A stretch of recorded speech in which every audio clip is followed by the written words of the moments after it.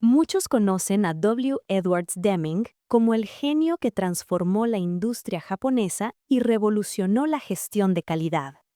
Pero para entender sus teorías, no hay que mirar sus gráficos estadísticos, sino una pequeña choza en las llanuras de Wyoming. Deming no nació rodeado de lujos.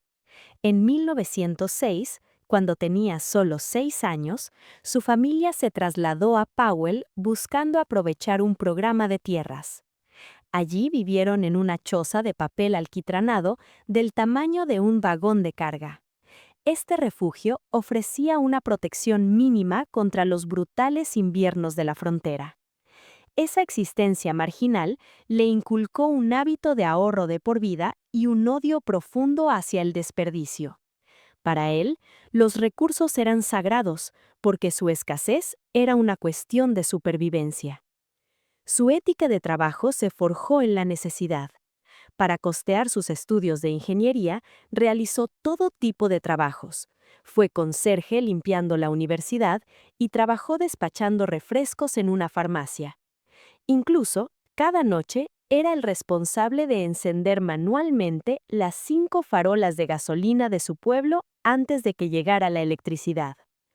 Estas experiencias desarrollaron en él una afinidad real con la clase trabajadora, algo que más tarde definiría su defensa del empleado frente a los sistemas deficientes. Lo más fascinante es que el éxito no lo cambió. Incluso cuando ya era una celebridad mundial que cobraba millones en consultoría, nunca abandonó su estilo de vida austero. Existe una anécdota famosa que cuenta cómo utilizaba un rotulador para marcar la fecha en los huevos de su refrigerador. Lo hacía para asegurarse de consumir primero los más viejos y garantizar que ninguno se echara a perder. En lugar de lujosas oficinas corporativas, trabajó durante décadas en un sótano modesto en su casa, ubicado justo al lado de la lavadora y la secadora. Condujo el mismo auto durante muchísimos años y prefirió utilizar el autobús o el metro siempre que pudo.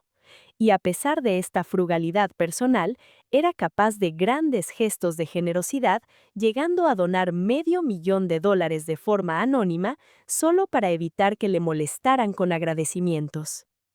Este trasfondo explica por qué, en su teoría de gestión, el desperdicio es visto casi como un pecado o un crimen. Deming enseñaba que el desperdicio de materiales es grave, pero el desperdicio de las capacidades humanas es el mayor fallo de una dirección. Su vida fue un testimonio de que la calidad no es algo que simplemente se instala, sino un proceso de aprendizaje continuo nacido de la disciplina y el respeto absoluto por los recursos disponibles. Hoy es difícil de creer, pero hubo un tiempo en que la etiqueta Made in Japan era sinónimo de productos baratos, defectuosos y de mala calidad. Tras la Segunda Guerra Mundial, Japón era un país en cenizas, sin recursos naturales y con una industria diezmada. Para ellos, la calidad no era un lujo, era su última carta para sobrevivir como nación. En 1950, Edwards Deming recibió una invitación que cambiaría la historia. A diferencia de otros expertos que llegaban con aire de conquistadores, Deming trató a los ingenieros japoneses con un respeto profundo. No los veía como antiguos enemigos, sino como colegas. Pero Deming sabía algo que los demás ignoraban. De nada sirve entrenar a los ingenieros si los jefes no entienden el sistema. Por eso, exigió una cena con los shogunes de la industria, los líderes de empresas que hoy todos conocemos como Toyota o Sony. Ante esos hombres escépticos, Deming lanzó una apuesta audaz. Si aplican mis métodos, en 5 años capturarán el mercado mundial. Se equivocó. Lo lograron en solo 4. El impacto fue un terremoto de eficiencia. Un fabricante de cables reportó un aumento del 30% en su productividad en apenas un mes. Deming les demostró que al mejorar la calidad, los costos bajan automáticamente y el mercado se expande. Su generosidad fue tal que renunció a cobrar las regalías de sus libros en Japón. En su lugar, pidió que ese dinero creara el Premio Deming, el galardón más prestigioso al que una empresa puede aspirar hoy en día. La gratitud de Japón hacia este hombre fue absoluta. Mientras en Estados Unidos seguía siendo un desconocido, el emperador Hirohito lo condecoró con la Orden del Tesoro Sagrado. Hoy, en la sede de Toyota en Tokio, cuelga un retrato de Deming. Es más grande que el del propio fundador de la compañía. Escuchamos a un hombre que creía en la alegría por el trabajo y en optimizar sistemas para el bien de la sociedad. Japón renació de sus cenizas no por la fuerza, sino por la disciplina de la calidad. W. Edwards Deming no era un hombre de relaciones públicas. No le interesaba el carisma ni las sutilezas de la etiqueta corporativa. Imaginen a un anciano de aspecto imperioso, vestido con trajes de 3 piezas que a menudo se veían raídos por el uso.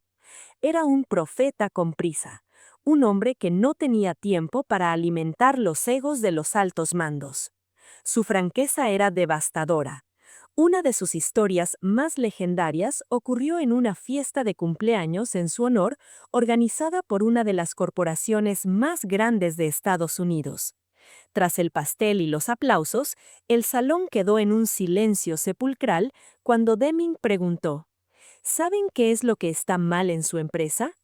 Lentamente, levantó su dedo y señaló directamente al director ejecutivo. Él, sentenció. Él es lo que está mal en su compañía. No era un insulto personal, era una verdad estadística.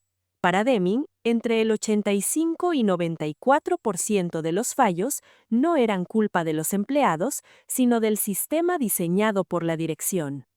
Trataba a los CEOs de multinacionales como si fueran niños de escuela. Si un directivo le pedía una solución rápida, él solía responder: «Estás ladrando al árbol equivocado».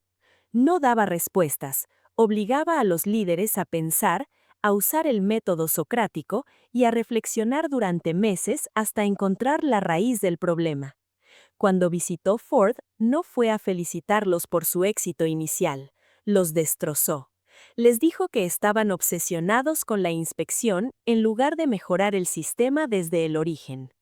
Pero detrás de esa dureza había un alma de artista. Deming era organista y compositor. Usaba la música como su metáfora favorita. Decía que no puedes culpar a los cantantes si la canción está mal escrita. Si la música es mala, hay que reescribir la partitura. Comparaba a la empresa como una orquesta. El objetivo no es que el trompetista sea el más ruidoso, sino que el sonido colectivo sea excelente. Odiaba la competencia interna. Para él, si un departamento ganaba a costa de otro, la orquesta entera desafinaba. Muchos lo veían como un hombre rudo o impaciente, pero esa urgencia nacía de un profundo compromiso ético. Deming sentía que le quedaba poco tiempo de vida y la tarea por delante era inmensa. No buscaba el conflicto por placer, sino para provocar una transformación total. Quería que los líderes dejaran de gestionar por números y empezaran a gestionar por conocimiento. Al final, su brusquedad no era otra cosa que el amor por la verdad en un mundo de apariencias. Detrás de los trajes gastados y las verdades incómodas, Edwards Deming escondía un ingenio afilado que usaba para desarmar lo absurdo. No se tomaba a sí mismo tan en serio como sus ideas. Una vez, programó la defensa doctoral de una alumna un 1 de abril. Decía que el Día de los Inocentes era la fecha perfecta para un examen así. Su ironía era legendaria. Se burlaba de las aerolíneas que te agradecen por elegirlos cuando no tienes otra opción de vuelo. ¿Qué otra cosa pueden hacer los prisioneros?, bromeaba. Y cuando un joven estudiante de MBA le pidió consejo, Deming lo miró y le dijo: «Bueno, es un poco tarde para consejos, ya has ido a la escuela». Pero bajo esa capa de sarcasmo había una ternura inesperada. En sus últimos años, conoció a un gato callejero llamado Baron Taggart. El gato, en un gesto de sabiduría felina, decidió dormir toda la noche con el gran profesor. Deming, encantado tras verlo hacer un par de trucos, lo condecoró oficialmente como un gato de calidad, un título que, para él, valía tanto como un doctorado. Esa sensibilidad se traducía en música.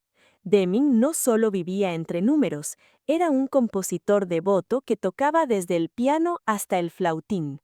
Incluso reescribió el himno nacional de los Estados Unidos. Consideraba que la melodía original era inapropiada y usaba su versión para dar la última lección. No culpen a los cantantes si la canción está mal escrita. Si el sistema es malo, nadie puede cantar bien. A pesar de su éxito, nunca olvidó la choza de Wyoming. Seguía marcando con rotulador la fecha en los huevos de su refrigerador para no desperdiciar nada, y trabajaba en un sótano modesto justo al lado de la lavadora.